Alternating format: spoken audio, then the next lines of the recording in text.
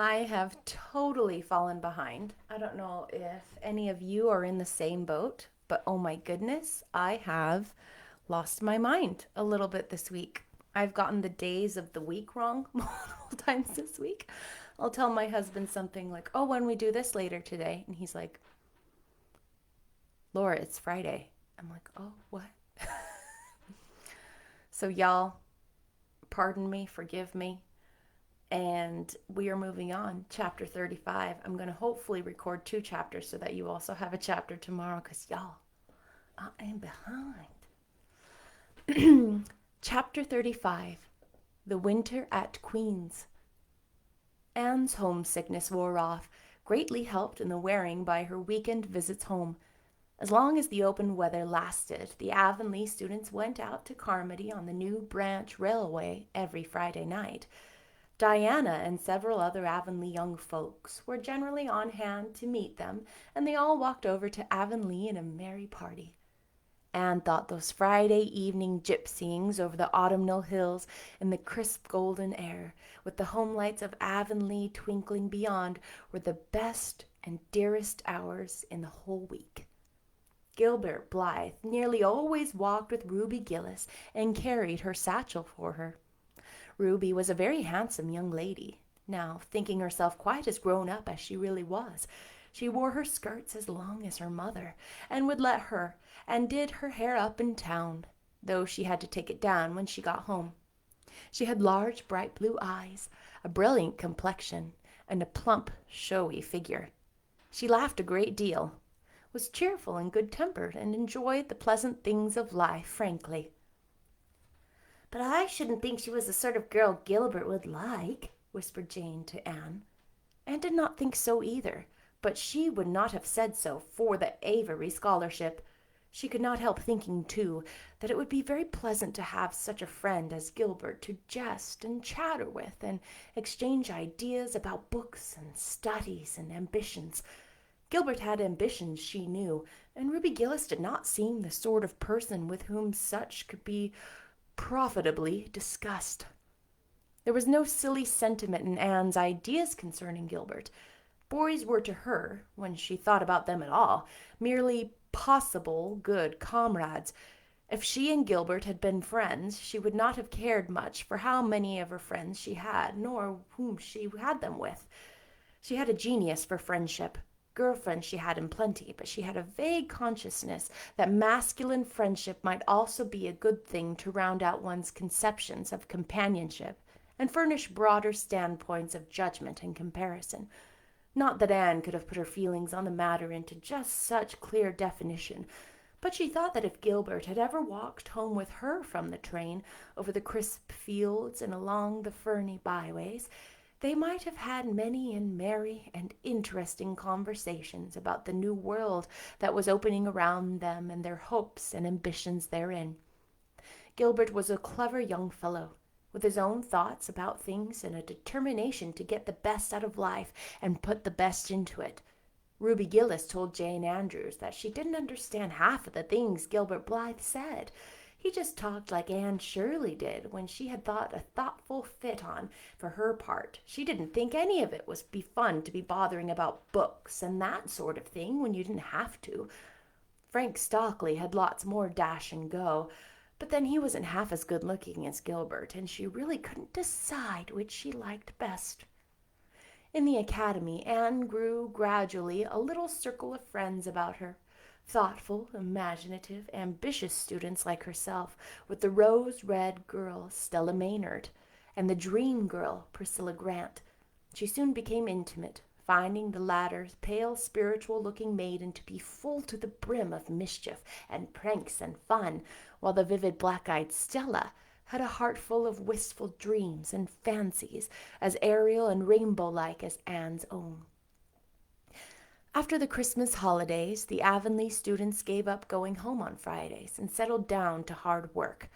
By this time, all the Queen's scholars had gravitated into their own places in the ranks, and the various classes had assumed distinct and settled shadings of individuality. Certain facts had become generally accepted. It was admitted that the medal contestants had practically narrowed down to three: Gilbert Blythe, Anne Shirley, and Lewis Wilson.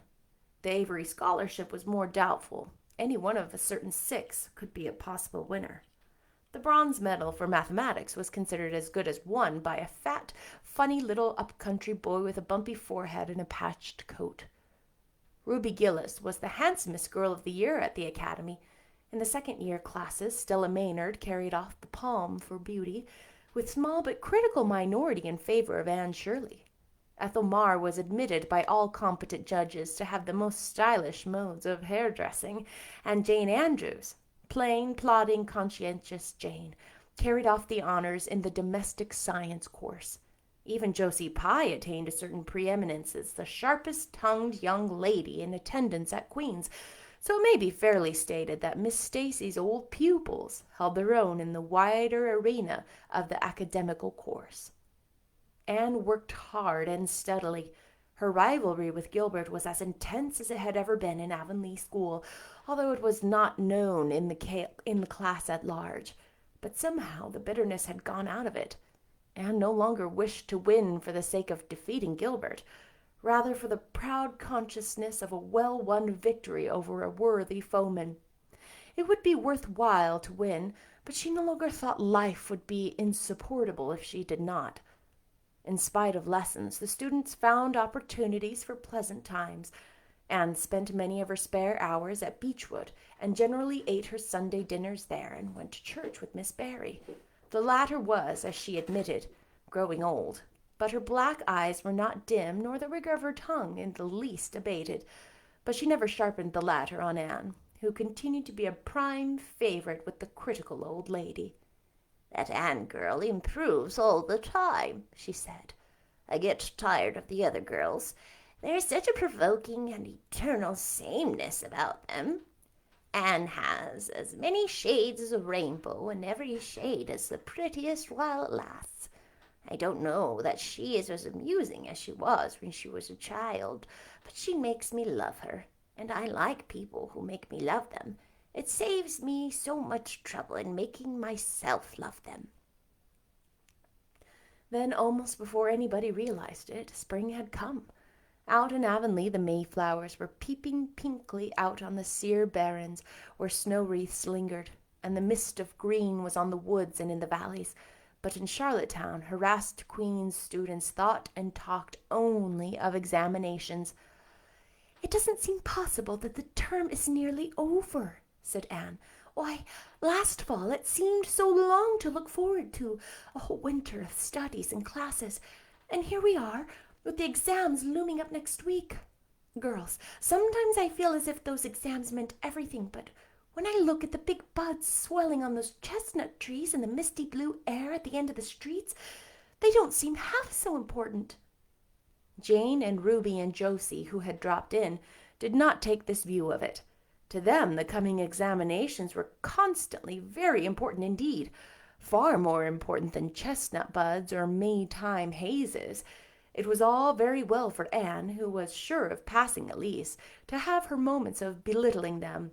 But when your whole future depended on them, as the girls truly thought theirs did, you could not regard them philosophically. "I've lost 7 pounds in the last 2 weeks, sighed Jane. "It's no use to say don't worry. I will worry. Worrying helps you some. It seems as if you were doing something when you're worrying. It would be dreadful if I failed to get my license after going to Queen's all winter and spending so much money." "I don't care," said Josie Pye.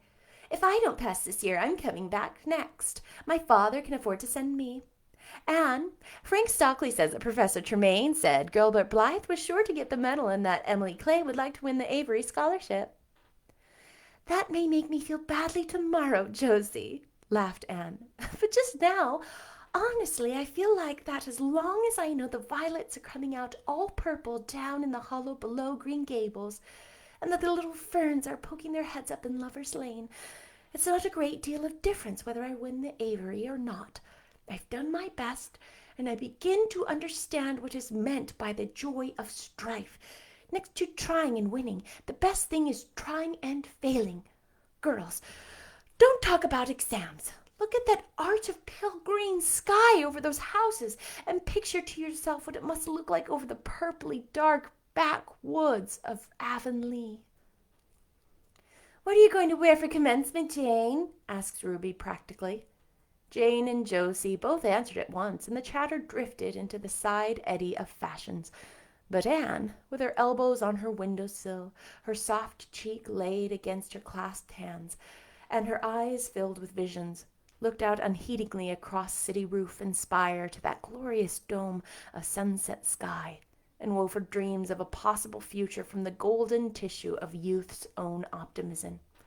All beyond was hers, and with its possibilities lurking rosily in the oncoming years, each year a rose of promise to be woven and an immortal chaplet. That was filled with the most beautiful imagery and fantastical imagery. I loved it. I will be recording 36 right now, but you won't see it till tomorrow. Okay, bye.